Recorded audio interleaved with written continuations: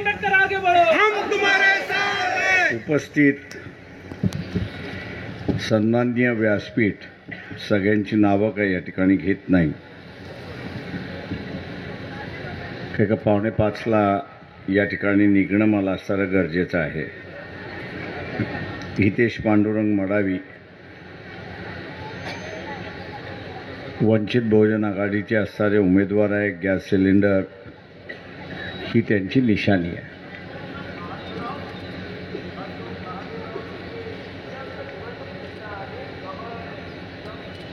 राहुल गांधी यांनी दिल्लीची महारॅली झाली, केजरीवालला अटक झाल्यानंतर तिथे असणारा मॅच फिक्सिंग हा असणारा शब्द वापरला. त्यांचा मॅच फिक्सिंग म्हणण्याचा अर्थ असा होता की इलेक्शन कमिशन आणि EVM ह्याच्यामधली मॅच फिक्सिंग झाली आहे.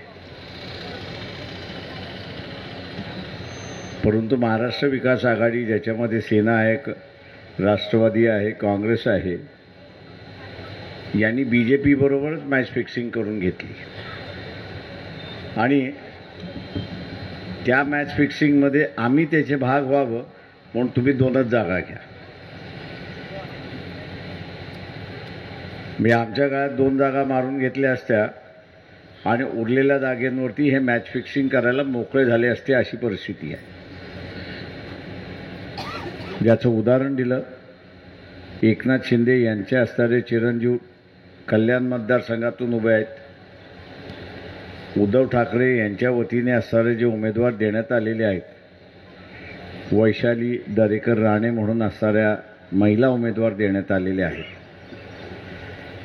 कल्याणकरांचं आत्ताच म्हणणं चाललंय की 1 साइडेड इलेक्शन आहे, अशी परिस्थिती आहे. आपण अजून असणारे इलेक्शन उमेदवार दिलेलं नाही, वाट बघतोय आपण. NCPचं तेच आहे, काँग्रेसचंही तेच आहे आणि यांचं असं चाललंय की आपल्याला असणारं BJP या ठिकाणी हरवायची आहे. वरच्या नेतृत्वाला हरवायची आहे, पण खालच्या नेतृत्वाला हरवायची नाही आहे. आणि म्हणून आपण बघत असाल की काँग्रेसमधली असणारी होड लागलेली आहे BJPमध्ये जायला. कारण नरेंद्र मोदी सांगतात आहेत की 400च्या जागा आमच्या येतील. दुर्दैवाने काँग्रेसमधला कोणी नेता असा नाही आणि ठामपणे म्हणायला तयार नाही. खरगे सकट मी असं म्हणेन की मोदी तुझ्या 150च्या वरती येत नाही आहेत, गॅरंटी लिहून घे.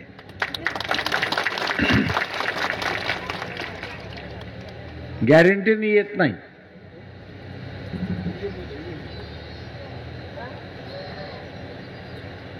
मी रस्त्यावरती मारामाऱ्या केलेल्या आहेत, त्याच्यावर मला माहिती आहे की आपल्या समोरचा असणारा थोडासा ताकदवर असला आणि तो आपल्याला मारेल हे लक्षात आहे आल्यानंतर आपण पहिलाच वार करून मोकळा होतो. का त्याच्या मनामध्ये भीती बसते. जी रस्त्यावरची लढाई आहे तीच मोदी या ठिकाणी करतोय आणि तो त्यांना सांगतोय माझ्या 400 आल्या, काळजी करू नका, तुम्ही 2029ची तयारी करा.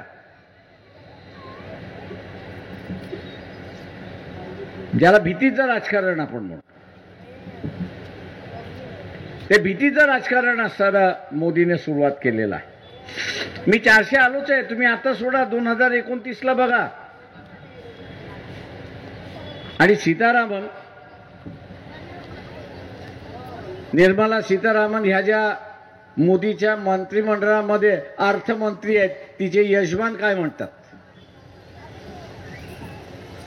तुम्ही यूट्यूबवरती त्याचं ऐकलं असेल. 4 दिवसापूर्वी त्यांनी यूट्यूबवरती असताना सांगितलं लोकांना की 2029च्या निवडणुका होणारच नाही. कोण सांगतंय? तर ज्या अर्थमंत्री आहेत निर्मला सीतारामन, तिचे असणारे पती सांगतात आहेत की निवडणुका होणार नाही. तो तेवढ्यावरतीच थांबत नाही, तो पुढे जाऊन सांगतो की या भारताचा नकाशा बदललेला असेल, तुम्हाला ओळखता येणार नाही अशी परिस्थिती असेल. आणि शेवटी तो सांगतो की जे मणिपूरमध्ये घडलं मैथी आणि कुकी हे जे दोन वेगवेगळे ट्राईब्स आहेत त्यांच्यामध्ये घडलं, ते भारताच्या इतर भागामध्ये झाल्याशिवाय राहणार नाही हे लक्षात घ्या. म्हणजे समाजाला भिडवणं हा सगळ्यात मोठा भाग आहे. आता गडचिरोलीमध्ये सुद्धा ओबीसी वर्सेस आदिवासी चाललेला आहे. हा आदिवासी जिल्हा म्हणून आदिवासींची टक्केवारी वाढवण्यात आली आहे. वाढवत असताना 50% वरती जाऊ नये म्हणून असणार ओबीसीची 27%वरनं 19% त्या ठिकाणी आणलेली आहे.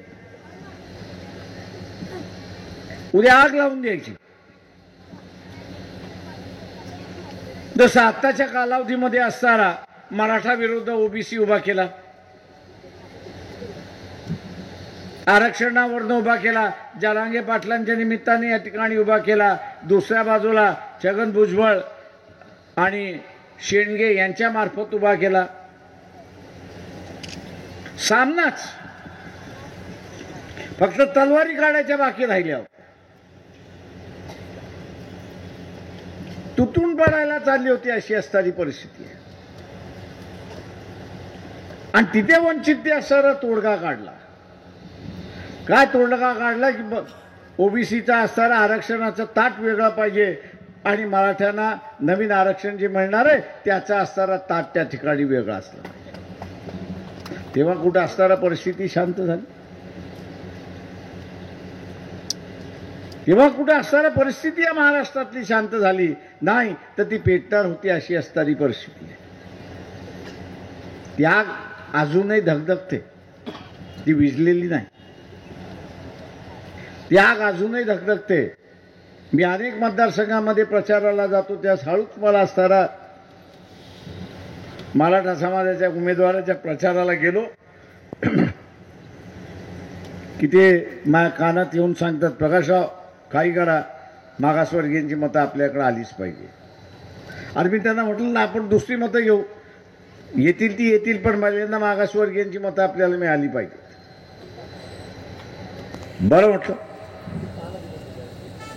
एखाद्या ओबीसी उमेदवाराच्या प्रचाराला गेलो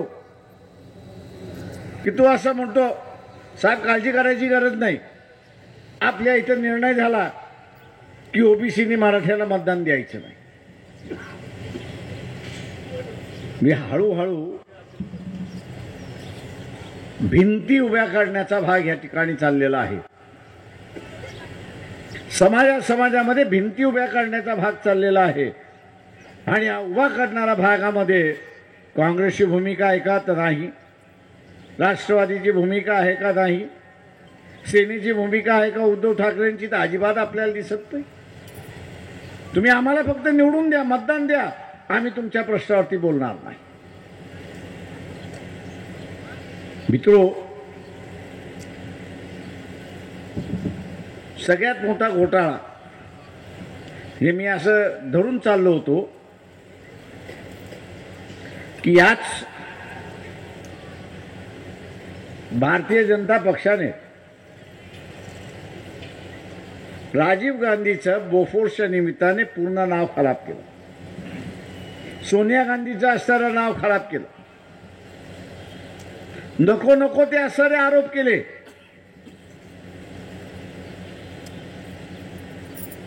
एक संधी काँग्रेसच्या नेत्यांना आली होती. हे इलेक्ट्रल बॉन्ड जे आहेत त्या इलेक्ट्रल बॉन्डच्या निमित्ताने संधी आली होती. कोर्टाने बँकेला सांगितलं कोणी कशा कशासाठी दिलेत, किती रक्कम दिले त्याचा असताना सांगा. आणि समाज माध्यमामध्ये आपण पाहिलं तर आपल्याला दिसते की अमुक यांनी 300 कोटी दिले, पण हे 300 कोटी देत असताना त्याच्या अगोदर त्याला ईडीची धाड पडली, नोटीस पडली, अशा रीतीचा काँग्रेसला सहज गल्लीतला दादा जसा असतो, दुकानदाराकडून वसुली करतो, हातभट्टीवाल्याकडून वसुली करतो, ठेल्यावाल्याकडून वसुली करतो, पानटपरीवाल्याकडून वसुली करतो, गल्लीतला दादा जसा वसुली करतो तसंच पंतप्रधान खुर्चीचा वापर करून, ईडीचा वापर करून, सीबीआयचा वापर करून, इतर एजन्सीचा वापर करून स्वतःला 12,000 कोटी कमवून गेले, हे असताना बँकेने सांगितलेलं आहे. मला कळत नाहीये की तुम्हाला असणारा नरेंद्र मोदी पंतप्रधान पण गल्लीतल्या दादासारखा वागतोय. दिल्लीतला दादा जसा असताना वसुली करतोय तसा पंतप्रधानावरती बसून वसुली करतोय.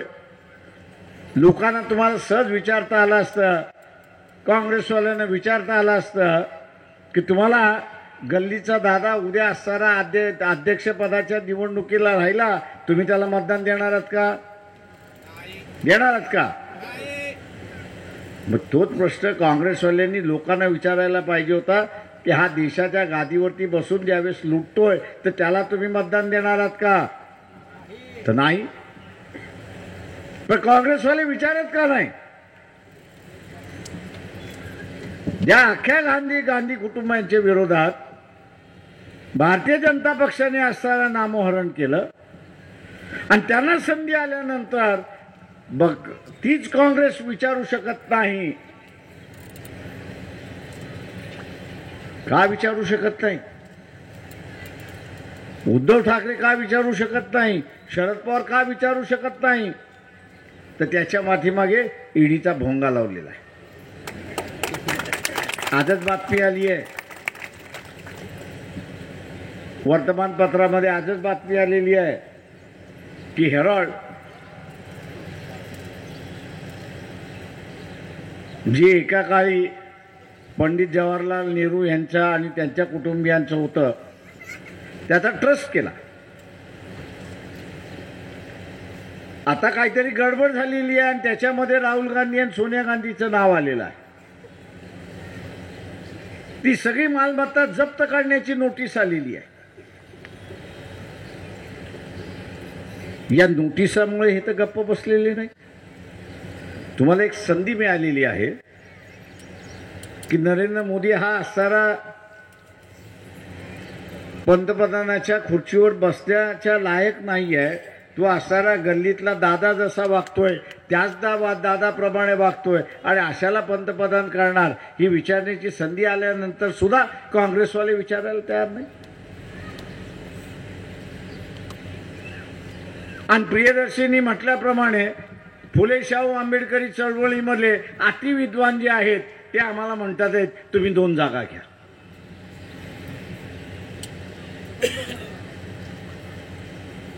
दोन जागा घ्या आणि ह्यांना पूर्ण असणारा मॅच फिक्सिंग करायला मोकळी द्या. जे सल्ला देणारे आहेत त्यांना सांगतो तुमची मॅच फिक्सिंग झालेली आहे याची आम्हाला असणारा माहिती आहे.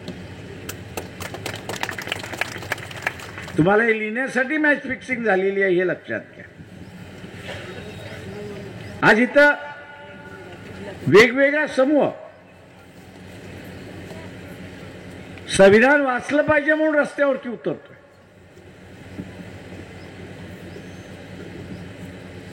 आज वेगवेगळ्या समूह संविधान वाचावं म्हणून रस्त्यावरती उतरतोय. लोकशाही वाचावी म्हणून तो रस्त्यावरती उचलतोय.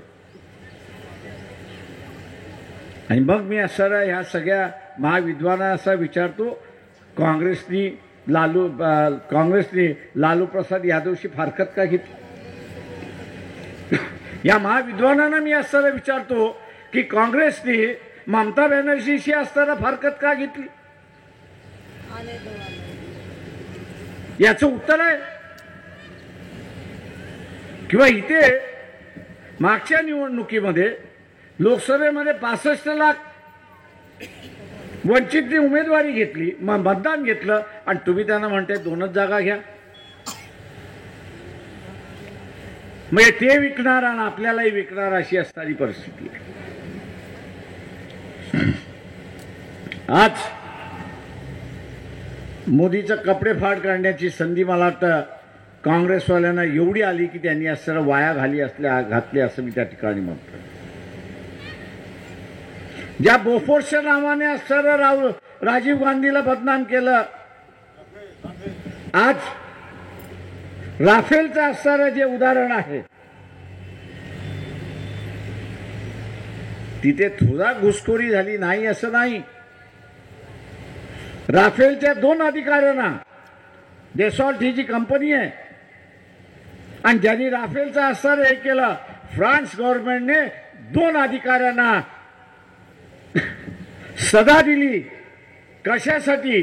तर तुम्ही असणारा घुसखोरी दिली आणि भारताकडून असणारं हे करारनामा करून घेतला. आता घुसखोरी दिली म्हणजे कोणाला दिली? बोलायला कोण गेलं होतं? तर पंतप्रधान स्वतः बोलायला गेले होते. तुम्हाला विचारलं कोणी असणारा तोंड आवडले, तुमचं हात धरलेत, पाय धरलेत, किंवा मोदी तिथल्या असणारी 2 माणसं जेलमध्ये गेलेत, फ्रान्सचा असणारा कोर्ट म्हणते की घुसखोरी दिली, ती घुसखोरी तुम्हाला मिळाली की अनिल अंबानींना मिळाली, याचा खुलासा तर करा. विचारण्याची असणारी ज्यांची ताकद नाही ते उद्या रस्त्यावरती काय येऊन लढणार? आम्ही त्यांना म्हणालो की त्या सभागृहामध्ये जाऊन आम्हाला लढण्याची गरज नाही, आम्ही रस्त्यावरची माणसं आहोत. तेव्हा रस्त्यावरती सुद्धा आमचा लढा सुरुवात होतो. आमचा रस्त्यावरचा सुद्धा लढा हा सुरुवात होतो. परंतु तुमच्या ब्लॅकमेलिंगला आम्ही बळी पडणार नाही, एवढं लक्षात घ्या. आज एवढे परिस्थिती आहे, कितला असणारा सनातन असेल, सनातनवादी आहेत, RSS आहे की जे मोदीचा प्रचार करणार आहेत, त्यांचं तुम्ही असं तोंड बंद करू शकलात असता आणि समाज व्यवस्थेमध्ये जायला त्यांना तोंड राहिलं नसतं, अशी असणारी परिस्थिती आहे. 2014 ते 2024 म्हणजे असणारं उत्तर दिलं 4 महिन्या अगोदर, हे हिंदूंचं सरकार म्हणून असणारं सांगतात, ज्यांची कमीत कमी 50 कोटीची मालमत्ता आहे, ज्यांची कमीत कमी 50 कोटीची मालमत्ता आहे, असे 16 लाख कुटुंब भारताचं नागरिकत्व सोडून गेले आणि परदेशी नागरिकत्व घेतले. त्याच्यामध्ये मुसलमान नाही आहे, त्याच्यामध्ये ख्रिश्चन नाही आहे, सगळेचे सगळे परिवार हे असणारे हिंदू आहेत. तुम्ही RSSला विचारू शकता, सनातनवाद्यांना विचारू शकता किंवा हे राज्य तुम्ही हिंदूंचं राज्य म्हणताय, पाकिस्तानमधनं येईल त्याला आम्ही देऊ, अफगाणिस्तानमधनं येऊ त्याला असणारा आम्ही देऊ, बांगलादेशमधनं हिंदू येईल त्याला आम्ही नागरिकत्व देतो. पण या देशातला 16 लाख कुटुंब, हिंदू कुटुंब देशाचं नागरिकत्व सोडून चाललेत. याच्याबद्दल तुम्हाला लाज लज्जा नाही का?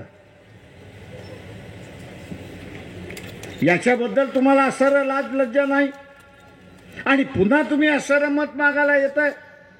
अजून किती कुटुंब तुम्ही बाहेर पाठवणार आहात? जेव्हा इथल्या असणाऱ्या RSSच्या आणि सनातनवाद्यांचं तोंड गप्प काढण्याची संधी येते, त्यावेळेस काँग्रेसचं तोंड बंद होतं, हे आपण लक्षात घ्या. त्यावेळेस काँग्रेसचं तोंड बंद होत आहे. त्या मुंबईच्या सभेमध्ये मला असणारा 5-6 काँग्रेसवाले येऊन, प्रकाशराव फक्त 5 मिनिट, जास्ती नका घेऊ, 5 मिनिट. म्हटलं नाही घेत 5 मिनिटाच्या वरती, पण मला जे मांडायचे ते 5 मिनिटातच मांडून टाकेल.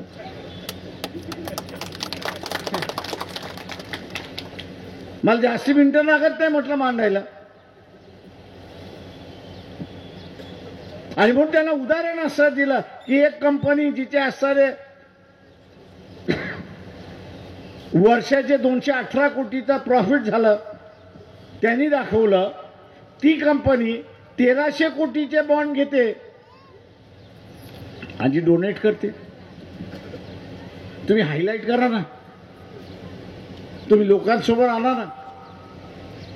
या कंपनीचा 218 कोटी फक्त प्रॉफिट होतो आणि 1300 कोटीचे बॉन्ड विकत घ्यायला पैसे येतात कुठून? काँग्रेसवाल्यांना तोंड उकळून विचारा. तर आम्ही मांडू की तुम्ही असणारा बीजेपीच्या विरोधात लढताय, नाही तर तुम्हीच बी टीम आहात याची मला खात्री आहे, एवढं लक्षात घ्या. मला जिल्ह्याचे काँग्रेसवाले म्हणतात, प्रकाशराव काय करणार, आमचं वरचंच नेतृत्व जरा सडकं निघाले, त्याला काय करणार.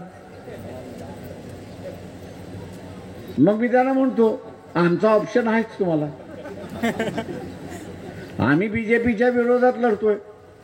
ज्या क्षणाला तुम्हाला खात्री पटेल की तुमचा उमेदवार निवडून येत नाही, त्या क्षणाला तुम्ही आमचा उमेदवार उचला, निवडून आणा आणि मोकळा व्हा. पण तुम्हाला सांगतो की विधानसभेमध्ये आपण एकत्र येऊ अशी असणारी परिस्थिती आहे. आता तुम्ही बघत असाल की त्या वाटाघाटीमध्ये काँग्रेसचा असणारा कुचुंबर करून टाकला शिवसेनेनी आणि शरद पवारांनी. सरकार बीजेपीचं असेल किंवा काँग्रेसचं असेल, सरकार बीजेपीचं असेल किंवा काँग्रेसचं असेल, महागाईच वाढत जाणार आहे, ते काही कमी होणार नाही आहे. सरकार हे असेल किंवा ते असेल, लुटारूंचं सरकार आहे. मी असं म्हणालो होतो की काँग्रेसवाले भुरटे चोर आहेत, पण बीजेपीवाले डाकू आहेत, हे आपण असं लक्षात घ्या. मला असारा भुरटा चोर चालतो का तो गरजेसाठी चोरतो. तो चोरी करावी म्हणून चोरत नाही, गरजेसाठी चोरतो. त्याच्याकडे 4 लोक येतात, कोणतरी मानतं द्यावे लागतात, स्वतःकडे नसतात, मग तो दुसऱ्याचं कुठं तरी बघतो, हात मारतो आणि देऊन टाकतो, अशी असणारी परिस्थिती आहे. पण हे जे डाकू आहेत, हे डाकू वाटत नाही, स्वतःकडेच ठेवून देतात आणि स्वतःचीच संपत्ती वाढवतात, अशी परिस्थिती आहे. आणि म्हणून हा जो एक राज्यव्यवस्थेचा भाग झाला आहे, आराम गैरामाचा भाग चाललेला आहे, खरेदीचा असणारा भाग चाललेला आहे.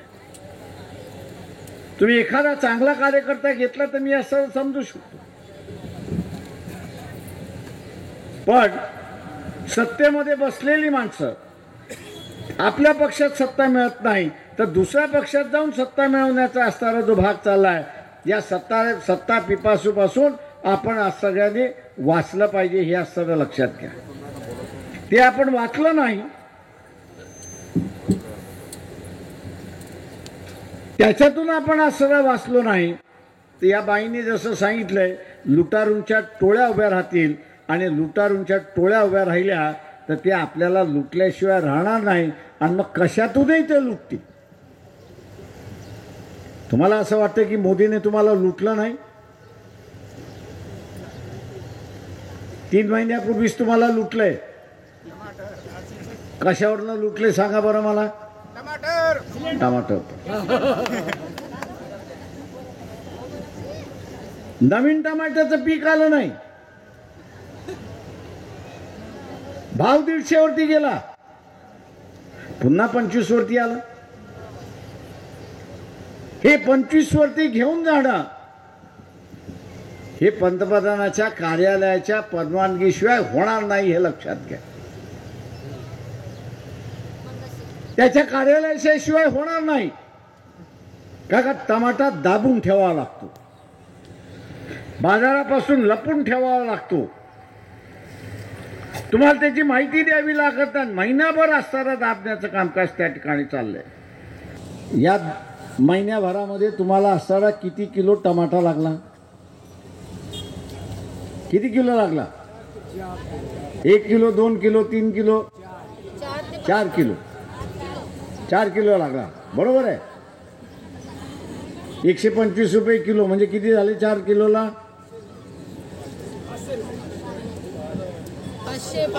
500 झाले. आता भाव काय आहे? आत्ता भाव काय आहे? 4 किलोची किती झाली? वजा बाकी बेरीज करा, किती होतात मला सांगा. मी एका कुटुंबाकडून त्यांनी 420. गडचिरोली शहरामध्ये किती घर आहेत? किती घर आहेत?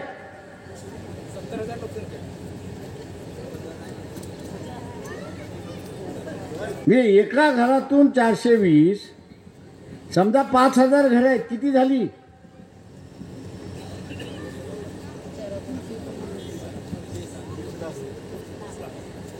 एका शहरातून 20 लाख, तालुक्यातून, जिल्ह्यातून, महाराष्ट्रातून एकंदरीत लूट ह्या टमाट्याच्या निमित्ताने इलेक्शन फंड म्हणून 45,000 कोटी लुटले गेले हे लक्षात घ्या. आणि ते आता इलेक्शनला खर्च केला जाणार. काँग्रेसला लाज वाटते का हे उठवायला? काँग्रेसवाल्यांना मी विचारतो की आधा आपला आधा तुम्हाला असं झालं की काय? म्हणून मग अशी म्हटलं की बीजेपीचे कपडे फाडण्याची संधी होती, लोकांमध्ये नांगडं काढण्याची त्यांना संधी होती. आता तुम्हाला करता येत नाही, आम्ही बसलेलो आहोत ना, आमच्यावरती इन्क्वायऱ्या नाहीत.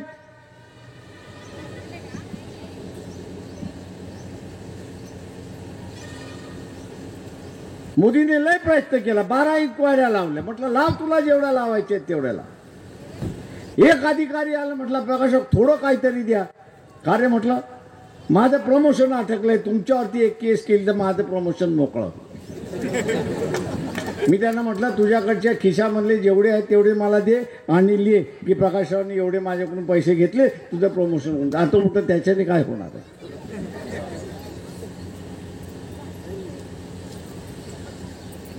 माझ्यासारखी काँग्रेसमधली अनेक माणसं आहेत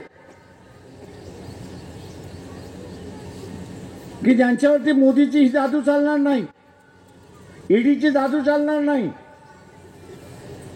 पण त्यांना पुढेच येऊ दिलेलं नाही. त्यांना असं पुढेच येऊ दिलेलं नाही.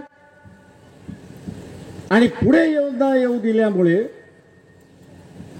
जे समोर आलेले आहेत त्या सगळ्यांवरती असणारा मोदीने 1 नाही 2 3 4 इन्क्वायऱ्या लावून मोकळ्या केल्यात. मग तो असणारा खरगे असेल तर त्याची ही इन्क्वायरी चालू झाली, याची परिस्थिती आहे.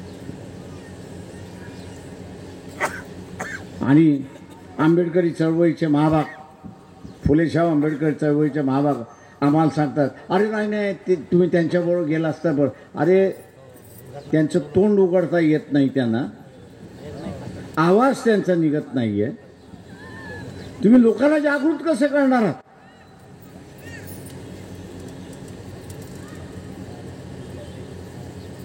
ही जी सोनिया गांधींनी गुजरातच्या निवडणुकीमध्ये मोदीला मौत का सौदागर म्हटलं होतं,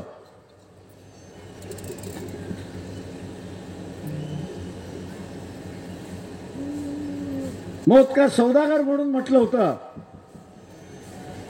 या साऱ्या व्यवस्थेमध्ये ती म्हण खरी उतरली असती, हे लक्षात घ्या. जी औषधं फूड अँड ड्रग डिपार्टमेंट, अन्न आणि औषधी खात्याने बॅन केली की यांच्यामुळे माणसं मरतील आणि म्हणून बाजारात येऊ नये, त्या फार्मास्युटिकल कंपन्याने बीजेपीला डोनेशन दिलं आणि ते बॅन उठलं. आज ते औषधं बाजारामध्ये आहेत आणि म्हणून आपण म्हणतो अरे हा माणूस चांगला होता, पटकन मेला कसा? तर त्या औषधांमुळे मरतोय.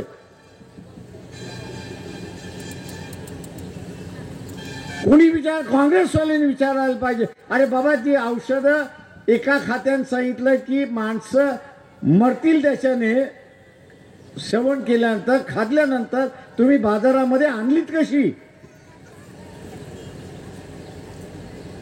आम्ही 4 दिवसामध्ये ती नावं देणार आहोत की जी औषधं बंदिस्त केली होती, बॅन केली होती आणि आज ती बाजारामध्ये उपलब्ध आहेत. ज्याला मरायचं असेल त्यांनी असणाऱ्या बीजेपीला मतदान करावं. सरळ आहे. ज्याला मरायचं नसेल त्यांनी आम्हाला मतदान करावं, गॅस सिलेंडरला मतदान करावं. कारण का पार्लमेंटमध्ये जाऊन बॅन झालेली औषधं ही बॅन करता ठरलीच पाहिजे. मी सरळ सरळ म्हणतो, ज्याला मोतीशी सौदा करायचा आहे त्यांनी बीजेपीला मतदान द्यावं. ज्याला जिवंत राहायचं आहे त्यांनी असताना गॅस सिलेंडरला मतदान द्यावं, उमेदवाराला जिंकावं आणि आपलं आयुष्य साबूत ठेवावं अशी परिस्थिती आहे. एवढे मोठं सगळं असताना सुद्धा बीजेपी बोंबलत नाही. बीजेपीच्या विरोधात काँग्रेस बोंबलायला तयार नाही. आणि म्हणून आज असणारी जी लढाई आहे, मला जी एकंदरीत दिसते,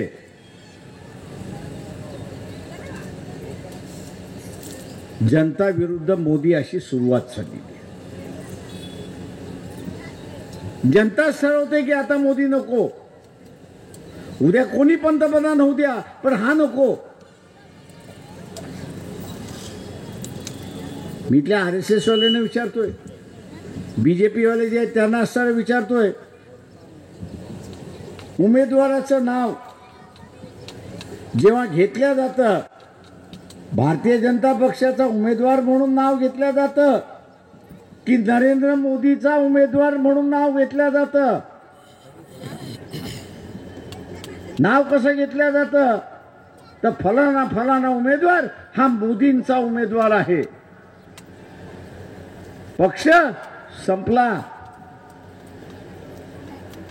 जे भारतीय जनता पक्षाचे कट्टर कार्यकर्ते आहेत त्यांना माझं आव्हान आहे, तुम्हाला पक्ष ठेवायचा आहे की न ठेवायचा आहे? ठेवायचा नसेल तर मोदीचा प्रचार करा, ठेवायचा असेल तर आमचं गॅस सिलेंडर आहे, त्याने मोदीला आग लावून टाकू आपण.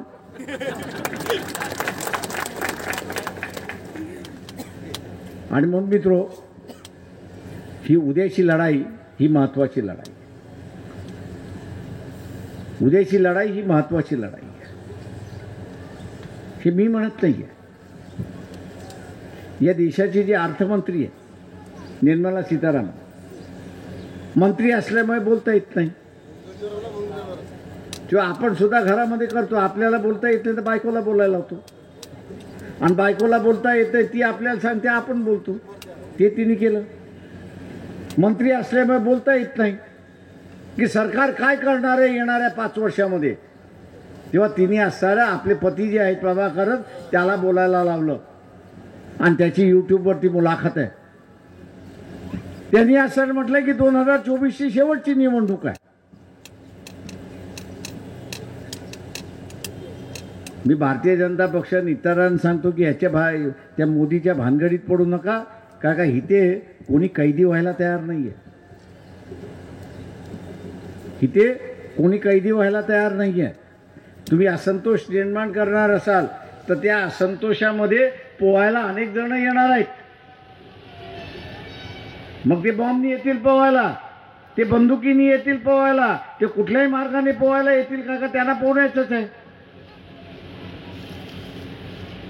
आणि मग अशा काय भानगडीत पडू नका. तो असं म्हणतोय की 2029च्या निवडणुका होणार नाही. तो पुढे जाऊन असं म्हणतोय की भारताचा नकाशा बदललेला असेल. तिसरं तो असताना म्हणतोय की जिथे हे आपण आज बघतोय की ओबीसी आणि आदिवासींचं फिजिकल भांडण झालेलं नाही, शाब्दिक होते. नाही आमच्यावरती आदिवासी अन्याय करतोय. आदिवासी असताना म्हणतो माझा जिल्हा असल्यामुळे मला अधिक मतदान, मला अधिक टक्केवारी पाहिजे. शाब्दिक चाललेलं आहे. मराठा ओबीसी हे सुद्धा शाब्दिक चाललेलं आहे. मुसलमान हिंदू हे सुद्धा शाब्दिक चाललेलं आहे. उद्या ही सगळी भांडणं हिंसक झाली तर या देशामध्ये काय होणार आहे? आणि त्याचं उदाहरण देताना त्यांनी असं सांगितलं की येणाऱ्या 5 वर्षामध्ये जे मणिपूरमध्ये घडलं, मैती आणि कुकीमध्ये जे घडलं, ते भारताच्या अनेक भागामध्ये होण्याची शक्यता आहे, असं तो भाकीत त्या ठिकाणी वर्तवतो. आणि कोण वर्तवतोय? साधा सुद्धा माणूस नाही, ज्योतिषी नाही, जो अर्थशास्त्र आहे. आणि अर्थशास्त्राबरोबरच तो असणारा निर्मला सीतारामन यांचा पती आहे, जे फाईल बघायला मोकळा आहे, माहिती यायला मोकळी आहे. काय चाललंय ते बीजेपीमध्ये त्याचं कळायला माहिती आहे, मोदींचं काय चाललंय हे कळायला माहिती आहे. आणि म्हणून माझं आव्हान आहे की फुले शाहू आंबेडकरी मतदाराचं असणारं हे आव्हान आहे, कोणाच्या पाठीमागे लागू नका. ये रे माझ्या माझ्याप्रमाणे असणाऱ्या दे माझ्या जोगळ्यामध्ये असं करत बसू नका. वाडगं माय करत बसू नका. ही पूर्ण चळवळ आपल्याला सारा हातात घ्यायची आहे, पूर्ण इलेक्शन आपल्याला हातात घ्यायचं आहे आणि आपल्याला 5 लाख मतं कशी मिळतील याचा आराखडा आपल्याला त्या ठिकाणी बांधायचा आहे. मानसिक दृष्टिकोनातून लढायला आपण शिकलं पाहिजे. मी नेहमी म्हणत असतो, युद्ध जिंकायचं असेल तर पहिल्यांदा डोक्यामध्ये जिंकावं लागतं आणि युद्ध जिंकायचं असेल तर पहिल्यांदा आपला मित्र कोण आहे याची यादी करावी लागते. आपला मित्र कोण आहे तो आपण यादी केली पाहिजे. मग आपल्या गावामधला मित्र कोण आहे, आपल्या वस्तीमधला मित्र कोण आहे, तालुक्यामधला जिल्ह्यामधला कोण आहे, तो मित्र आपण सारा साजरा करा. त्या मित्राला आपण सारा एकत्र करा. इलेक्शनच्या अगोदर यावेळेस बाबासाहेबांची असणारी जयंती ही त्रिशरण पंचशिलेने होईलच, पण गावामध्ये शहरामध्ये हे गाव जेवण दिल्याशिवाय होणार नाही हे आपण सारं लक्षात. नवीन प्रथा आपण सारं त्या ठिकाणी पाडली पाहिजे. नेहमी तेच तेच तेच करण्यात काहीच अर्थ नाही आहे. गाव जेवणाची प्रथा आपण सारं जयंतीच्या निमित्ताने या ठिकाणी पाडूया आणि ते तुमच्या सारं लक्षात येईल की बाबासाहेबांच्या जयंतीच्या निमित्ताने बाबासाहेबांना मानणारा कोण कोण आहे हा आपल्या डोळ्यासमोर येतो. जो मानणारा आहे तो संविधानाला मानणारा आहे, जो संविधानाला मानणारा आहे तो लोकशाहीला मानणारा आहे आणि जो लोकशाहीला मानणारा आहे तो व्यक्ती स्वातंत्र्याला मानणारा आहे आणि तो आपला मतदार आहे हे आपण लक्षात घेतलं पाहिजे. आणि म्हणून हारलेल्या मानसिकतेपेक्षा मी जिंकणाऱ्या मानसिकतेचा आहे हे आपण सिलेंडरला विजयी करून दाखवून द्या ही अपेक्षा आपल्या सगळ्यांकडून बाळगतो. माझा वेळ झाला म्हणून थांबतो. जय भीम, जय भारत. वंचित बहुजन आघाडीचा विजय असो, विजय असो.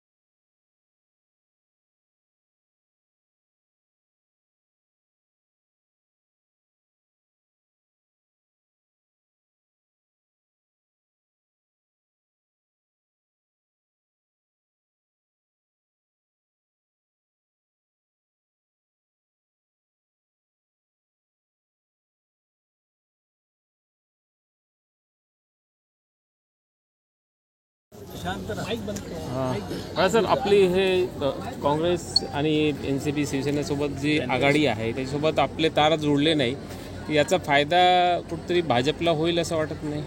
मी तुम्हाला सांगितलं मॅच फिक्सिंग चालू झालेली आहे. इथली सुद्धा लढाई जी आहे ती असं ट्रायंग्युलर झालेली आहे. आता तुम्हाला दिसतंय एक अजून आठवड्यापर्यंत ट्रायंग्युलर क्षमता आणि स्टेट कॉन्टेस्ट होते हे आपल्याला दिसायला सुरुवात होईल.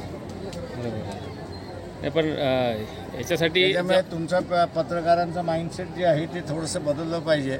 ट्रेडिशनली होत राहता कामा नये. तुम्ही सगळे ट्रेडिशनली आता समजतो.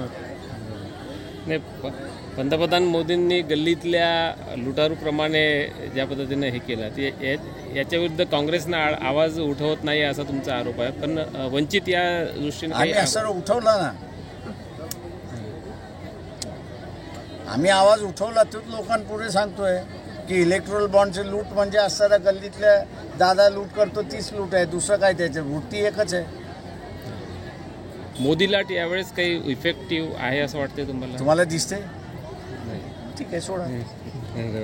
थँक्यू. आणि संविधान गडचिरोली जिल्ह्यामध्ये बीजेपी पक्षाला प्रचंड विरोध होतो आहे. याचा काही फायदा हा वंचितला होणार काय वाटते का? लक्षात घ्या की इथला असणारा सूर्जागडचा असेल किंवा इथला असणारा इतर जे खनिजाचं हे चाललेलं आहे त्याच्या विरोधातल्या अनेक लढ्यांमध्ये मी स्वतः या ठिकाणी आहे आणि मला त्याची असणारं पूर्णपणे जाणीव आहे. इथे बळाचा वापर केला जातो. त्याच्याचबरोबर असणारा पेसा कायद्याखाली गावाला अधिकार देण्यात आलेला आहे, पण गावाचा अधिकार तिथे असताना मानला जात नाही अशी असणारी परिस्थिती आहे. आणि त्याच्यामुळे हा जो सगळा लूट एक प्रकारची चाललेली आहे. सूर्जागड हे माझ्या दृष्टीने असताना मायनिंग करायलाच नको होतं. याचं कारण असं आहे की तिथे असणारं आयर्न ओर हे असणारं 32% आहे. इंदिरा गांधीच्या काळामध्ये जपाननेही मागितलं होतं आणि इराणने सुद्धा मागितलं होतं. त्यावेळेस असणारा निर्णय जो झाला तो आहे की देशाला आर्थिक संकटामध्ये आलं तर सूर्जागडचं आयर्न ओर जे आहे ते वाचू शकतं अशी असणारी परिस्थिती आहे. आज इकॉनॉमिक सिक्युरिटी जी आहे म्हणजे आर्थिक सुरक्षितता जी आहे ती आर्थिक सुरक्षितताच BJPने विकली अशी असणारी परिस्थिती आहे. सर सुधीर मुनगंटीवार यांनी 2-3 दिवसापूर्वी काही आपल्या सभेमध्ये कुठल्या पक्षाचे आहेत ते? बीजेपीचे बीजेपीची ती संस्कृती आहे एवढं लक्षात घ्या. अच्छा, असं काय वाटतं तुम्हाला की नाही